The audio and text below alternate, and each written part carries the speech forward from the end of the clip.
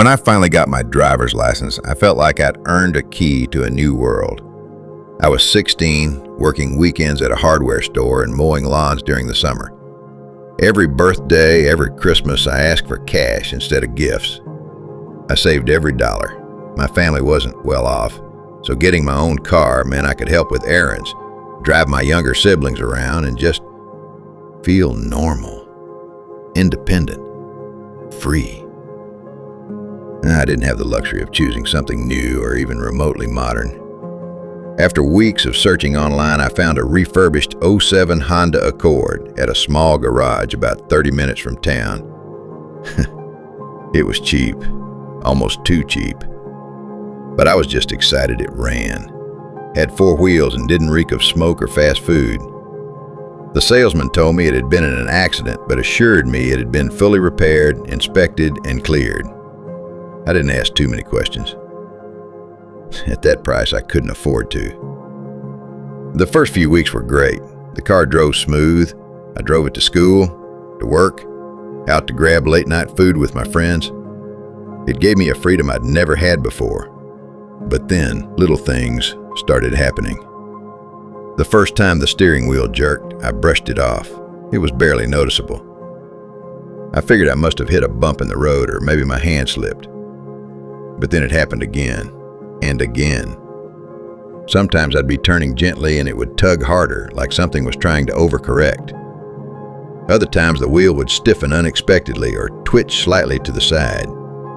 It was subtle, just enough to make me second-guess myself. But then came the highway incident. It was late on a Friday night. I was on the I-90 heading home after dropping a friend off. There weren't many cars on the road, just the hum of my engine and the occasional headlights sweeping past in the opposite direction. I was doing just over 70. Out of nowhere, the steering wheel ripped to the left. I barely had time to react.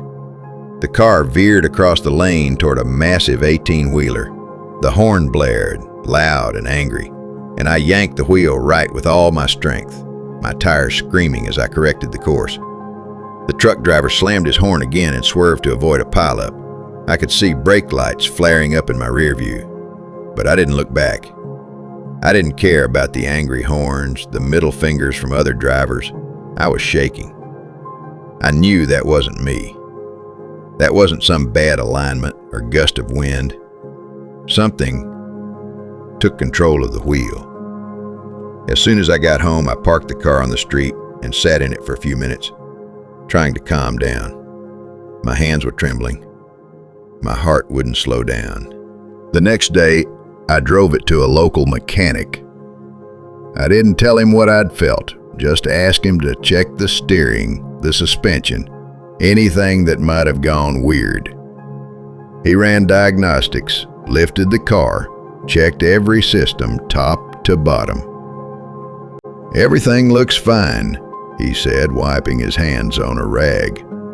"Actually, better than most used cars I see. Want to tell me what happened so I can look more specifically for that issue?" What was I supposed to say? "Well, I think the steering wheel has a mind of its own, or maybe the car's possessed and trying to kill me." Yeah, no, I just thanked him and drove home, more confused than ever. That night, I started digging. I searched the car's VIN number, scoured forums, and even checked news archives. I wasn't sure what I was looking for until I called the garage that sold it to me. When I asked about the previous owner, the guy on the phone paused. Too long. Then he finally said, "The man who owned that car died in it. Took a few others with him. It was a bad crash. Happened about a year ago." I hung up and started researching again, this time with that new detail. Turns out, the guy was a local, divorced. His ex-wife had full custody of their kids because he was a known alcoholic with violent tendencies. There were multiple restraining orders against him. Police reports too. One night, After she reported him again for showing up drunk at her house, he lost it. He sped down the highway, still drinking, still screaming on his phone. Witnesses described him driving like a maniac, cutting people off, slamming his brakes, swerving on purpose. Eventually, another driver tried to block him, frustrated at his reckless behavior. That was the final straw. He rammed into that car, pushed it at a 90-degree angle, grinding it along the highway until it flipped into oncoming traffic. A chain reaction of crashes followed. 4 people died, including him. The wreck was so mangled, I was shocked the frame was salvageable at all. I told my aunt about everything. She's always been into paranormal stuff, ghost tours, tarot cards, all that.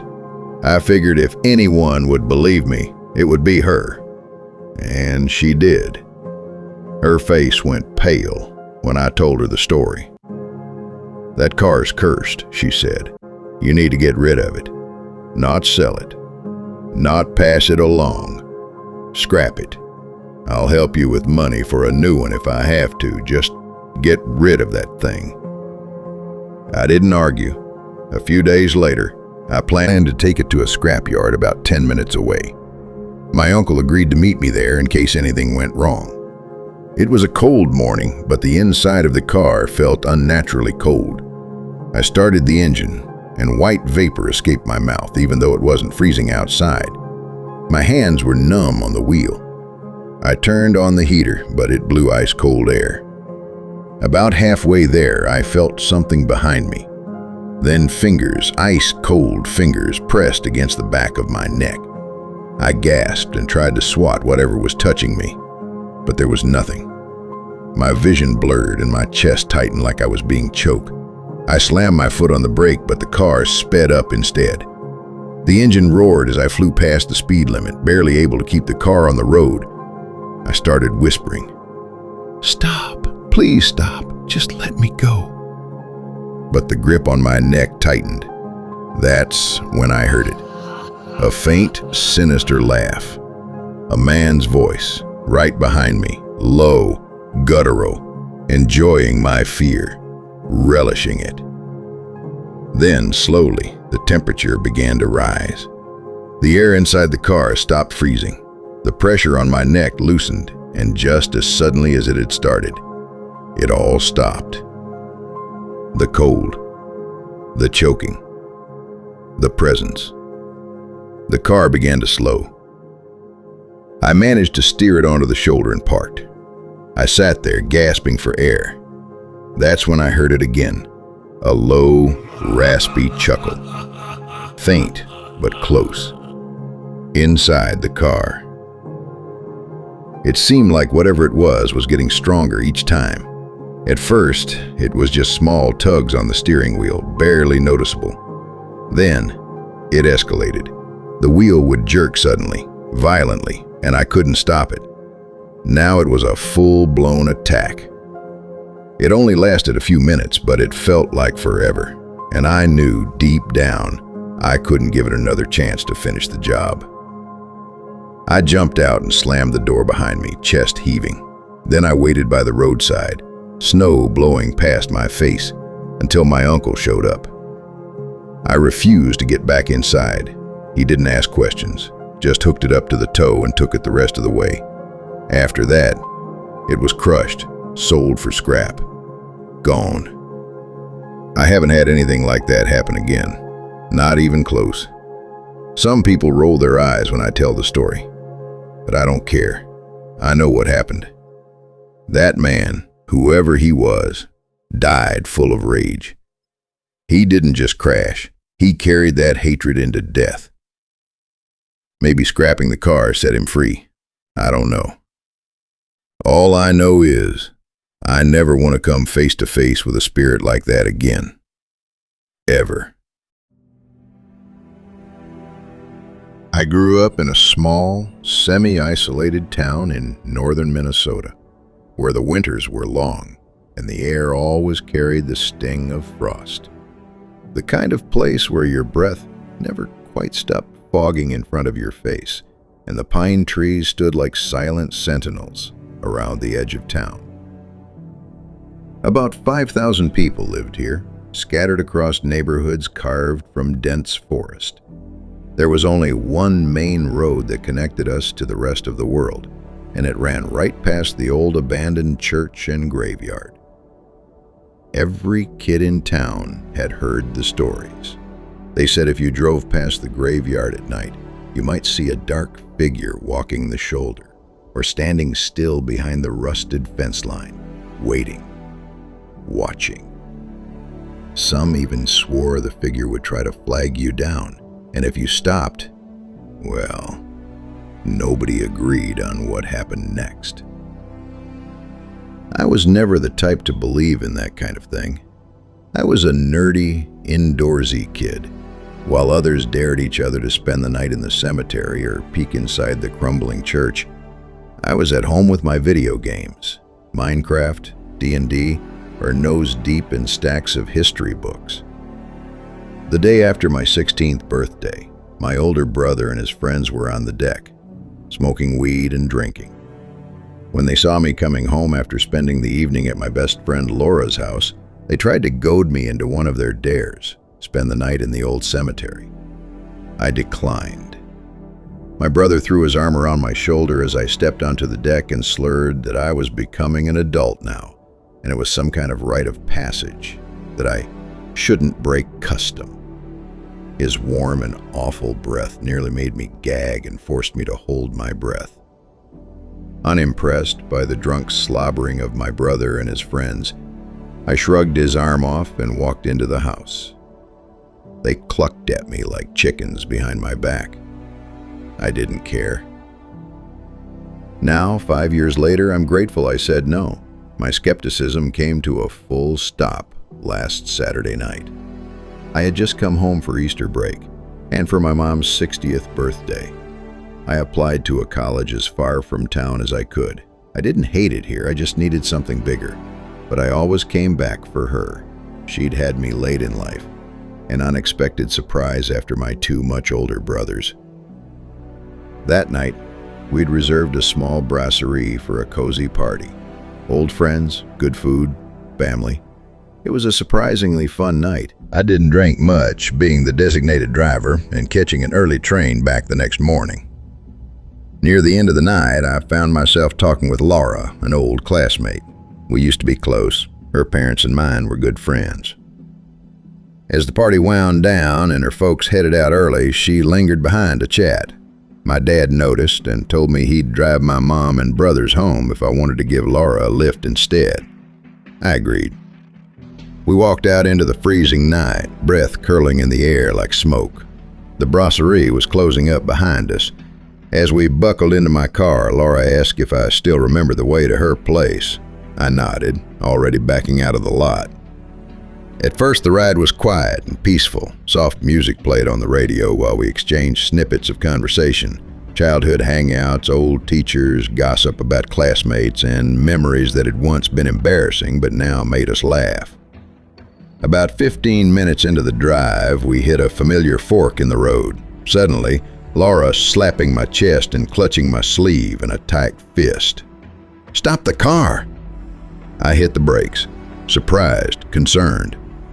What's wrong?"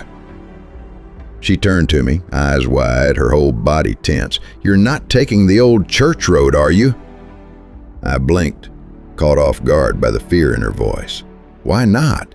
It's faster." The look she gave me, I'll never forget it, as if she was seeing me for the first time. "No," she said firmly. "Take the left, please." She pointed down the other road. I chuckled. "You still believe those old ghost stories?" Her expression didn't change.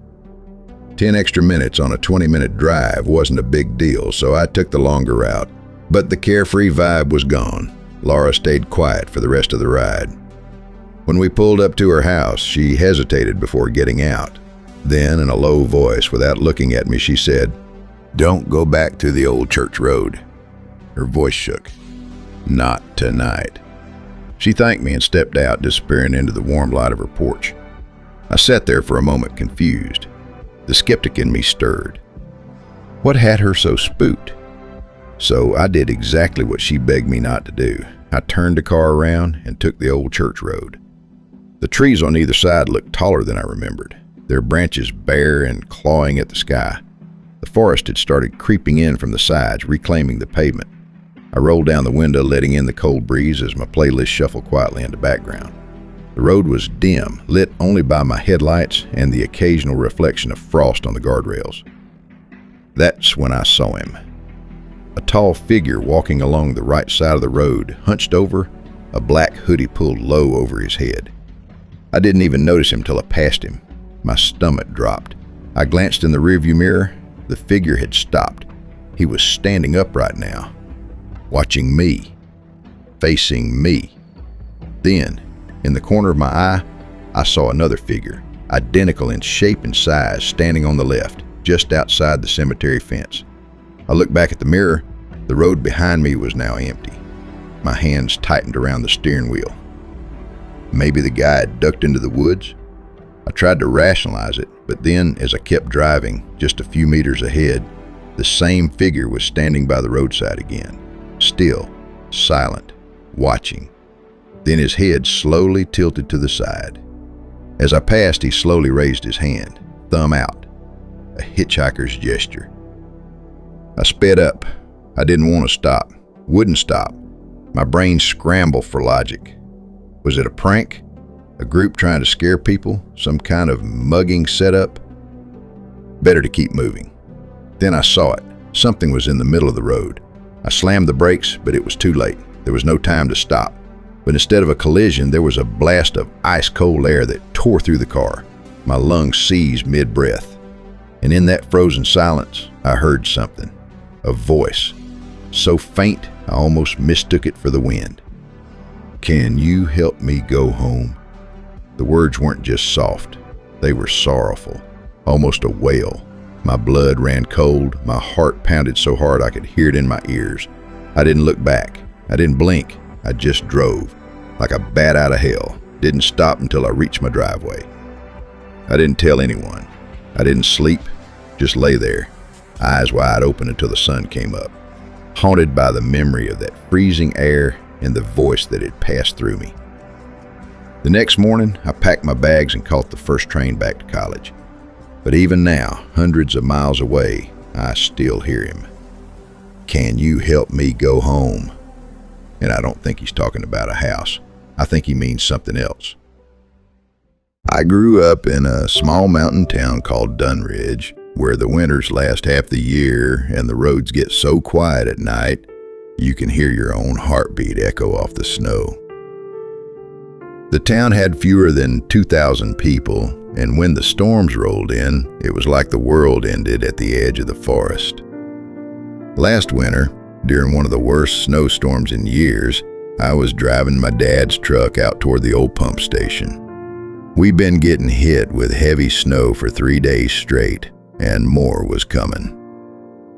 The pipes were half frozen, and the generator out that way needed a new part. I volunteered to drop it off.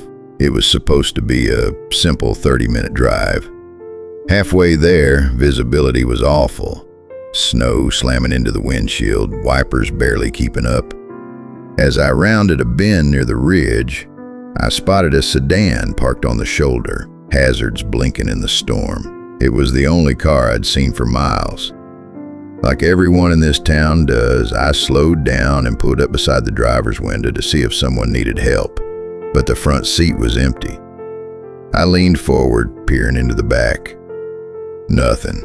No footprints, no broken glass, just a dull orange blink of hazard lights and a car that looked abandoned.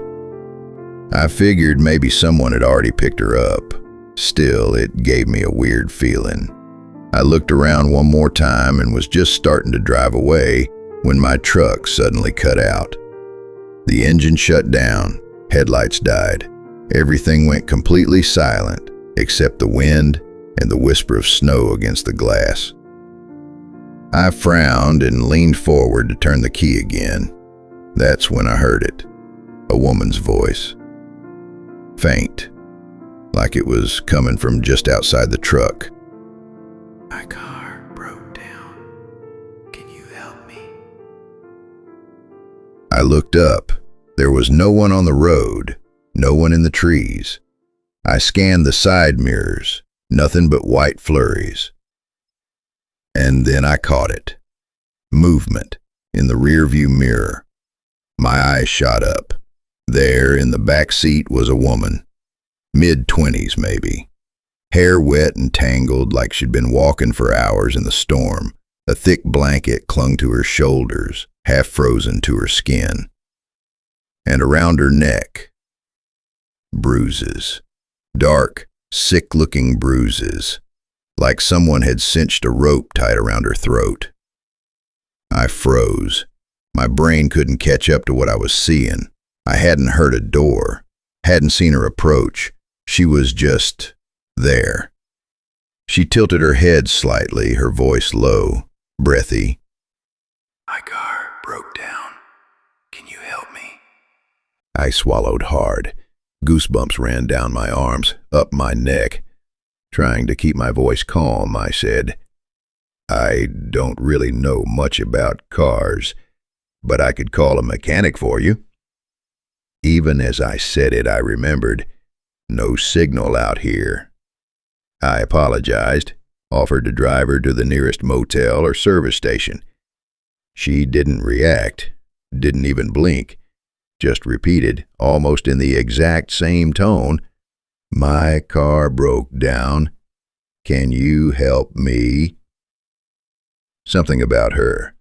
It was like she wasn't listening, or couldn't. I didn't want to ask her to leave the truck. I didn't know if she was mentally unwell or dangerous, but I sure as hell didn't want her riding in the back seat staring at me like that. Resigned, I finally said, Okay, I'll take you to the next service station. They've got a landline. You can call whoever you need. I turned the key again. The engine started on the first try. I began driving slowly, glancing at her in the mirror, waiting for her to speak or move. She didn't. She just kept staring at me, her face half shadowed under wet strands of hair.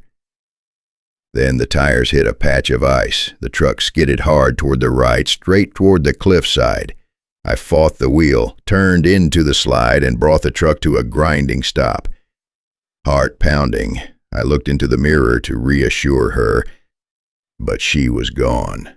The back seat was empty. I turned around fully. Nothing. No prints, no fog on the window, just the sound of my own breathing. The snowstorm outside had thickened. A few feet ahead, I saw the guardrail, or what was left of it. That patch of road, it dropped straight down into the ravine. The truck had missed it by maybe 2 feet. Later, when I told a few people about it over drinks at the local pub, they didn't laugh. They just went quiet.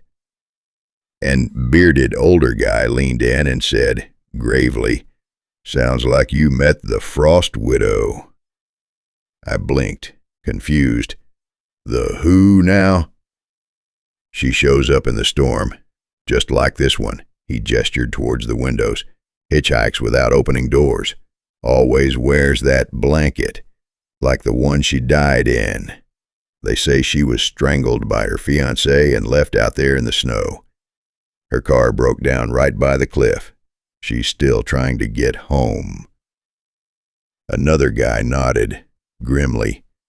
Guardrail's been missing in that exact spot for over a year. Council never got around to fixing it. But that's the third car that nearly went over there. I would never use that road again. Especially not when it's snowing.